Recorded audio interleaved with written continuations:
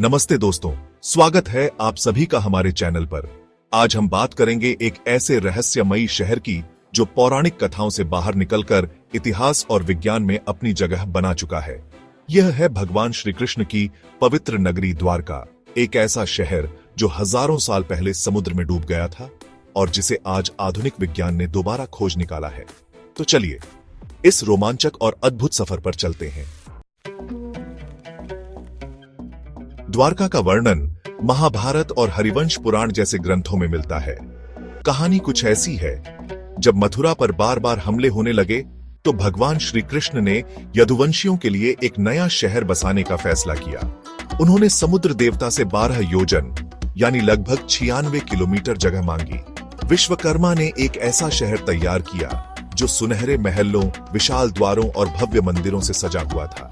यह नगरी 7 द्वारों से घिरी थी और इसकी वास्तुकला इतनी भव्य थी कि इसे स्वर्ग का शहर कहा जाता था। लेकिन श्री कृष्ण के पृथ्वी छोड़ने के बाद एक शाप और प्राकृतिक आपदा ने इस पूरे शहर को समुद्र में डुबा दिया।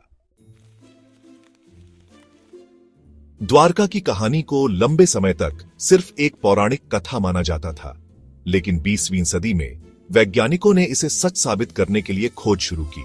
1960 के दशक में गुजरात के पास ओखा और बेट द्वारका के समुद्र तट पर प्राचीन संरचनाओं के संकेत मिले। लेकिन असली खोज 1988 में हुई, जब भारतीय पुरातत्व सर्वेक्षण ASI के डोमे सोनार राव की टीम ने समुद्र के नीचे गहन अध्ययन शुरू किया। दोस्तों, जरा सोचिए, 20 से 40 मीटर गहराई में एक पूरा शहर बसा हुआ है। शोधकर्ताओं को यहां पत्थर की दीवारें, सीढ़ियां और नक्काशीदार स्तंभ मिले। कार्बन डेटिंग और अन्य वैज्ञानिक तरीकों से यह पता चला कि ये अवशेष लगभग 9000 साल पुराने हैं। यह भारत की सबसे प्राचीन सभ्यताओं में से एक होने का प्रमाण है। शोध में यह भी माना गया कि द्वारका एक प्राकृतिक आपदा, शायद भूकंप या सुनामी की वजह से समुद्र में समा गई।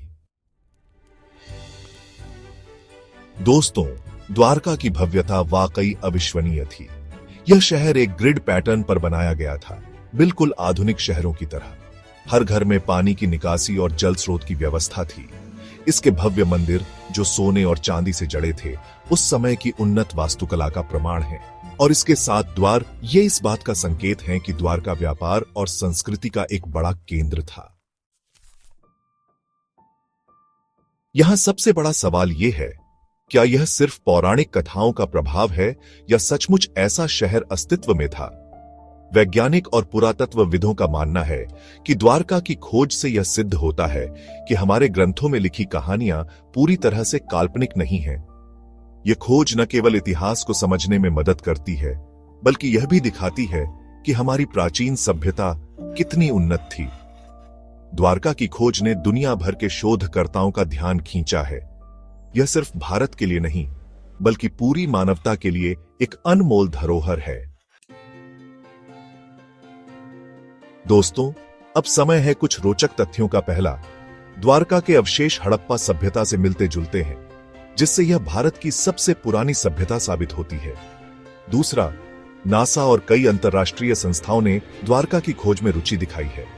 तीसरा, इसे दुनिया की सबसे पहली प्लांट सिटी माना जा सकता है।